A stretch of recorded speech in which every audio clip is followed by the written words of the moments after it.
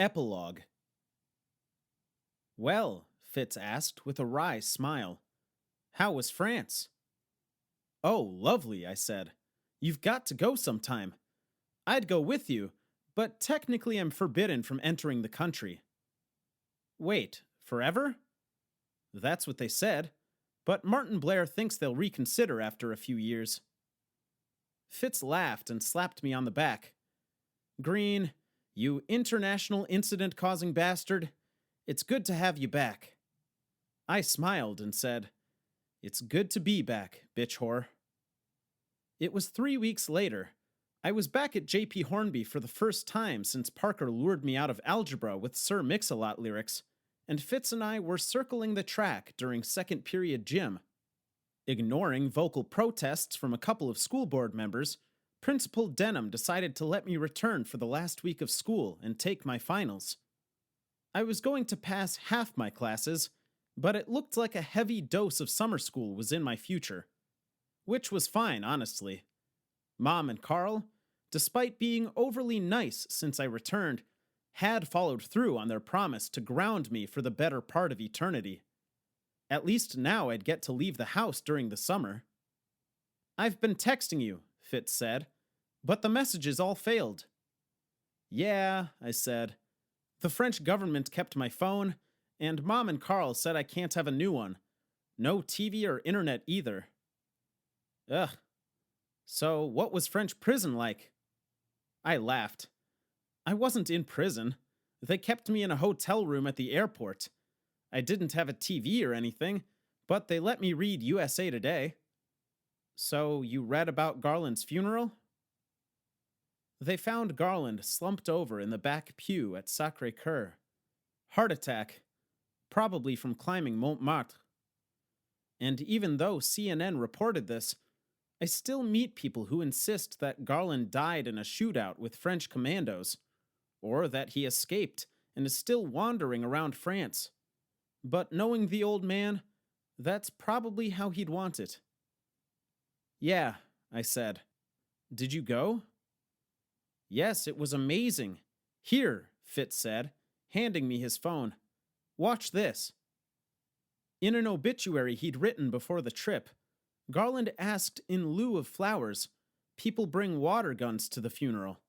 And it wasn't until the half-dozen Omaha prophetic Presbyterians on hand to protest began chanting, God hates Garland Lennox, that everyone realized why. There were like 5,000 people at the funeral, Fitz said. All of us chasing those assholes around the cemetery with super soakers. It was amazing. There are better videos than mine on YouTube, if your mom and Carl ever let you use the internet again. I watched the video twice and handed Fitz his phone back. He asked, And I guess you read where the CIA confirmed that Garland worked for them for like 45 years after the war? Yeah, I said. But the article I read said they refused to comment on the validity of any specific claim Garland made on my videos. So, do you think he was telling the truth? Fitz asked. I think there was some truth in everything he told me, I said, thinking about the way the old man's eyes would twinkle whenever he'd dive into one of his crazy stories. But then again, I think he was entirely capable of making some of that shit up. We walked in silence for half a lap before Fitz finally asked, So, Parker? I sighed and told him everything, from our kiss in the hallway to the last time I saw her on Montmartre. And when I finished, Fitz said, Shit, I'm sorry, Green. Because what else could he say? After another half lap, he asked, And you haven't heard anything from her? I shook my head and said, Nope. Technically, she's still wanted in France, so I imagine she'll keep a low profile for a while. But she did have a Swiss bank send me a check for $50,000. Wait, $50,000? For real? Yeah, I said. It barely covered my cell phone bill from last month. International data is expensive, man. Fitz laughed and asked, How'd you know it was from Parker? There was an Oscar Wilde poem in the envelope. Hey, Edwin, are you guys talking about Sadie Evans? It was the three senior girls, all wearing the same teal running shorts and the t-shirt from the Christmas dance. Xmas in Mordor. Yes, Tyler Godfrey was on the Christmas dance committee. Why the hell would we be talking about Sadie Evans? Fitz said. Well, she's pregnant, right? Asked the tallest girl. She was referring to the latest issue of Celebrity Digest, which featured Sadie, Trevor, and me on the cover below the headline, Heartbroken Sadie is preggers, but who is the father? I'd picked up a copy at Charles de Gaulle when the French government finally sent me home. It was too funny not to. But I didn't care about Sadie Evans. Not anymore. I got to school early that morning to check my Ladies Love Cool email account, and there were 27 emails from her. I deleted them all. Then I deleted the account. She's not pregnant, I said.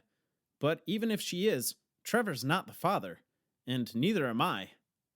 I bet she reproduced asexually, the shortest girl said. Yeah, like a fern, the middle girl agreed.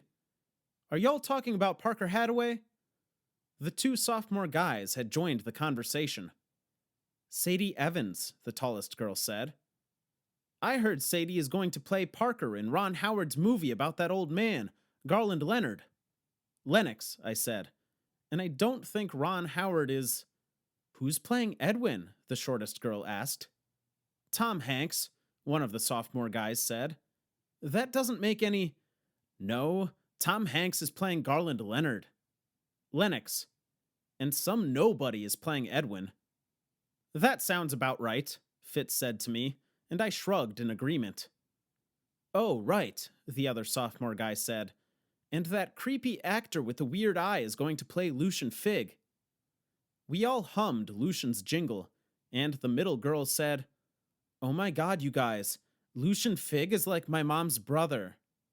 So he's your uncle? Fitz asked. I guess, the girl said. Anyway, she said he's going to be like disbarred or something because he forged that Leonard man's signature and put him in Morningview Arbor against his will. You guys talking about Sadie Evans? Jeff Parker, the weed head, had joined the circle. Parker Hathaway, said the shortest girl. So do you really think she got away with $6 million? Jeff asked. After interviewing an endless procession of financial and fine art experts, the media concluded that if Garland did sell a Picasso in 1948 and put the money in a Swiss investment account, Parker got away with somewhere between $1 and $25 million. There was no way to know, though, and the Swiss bank wasn't talking.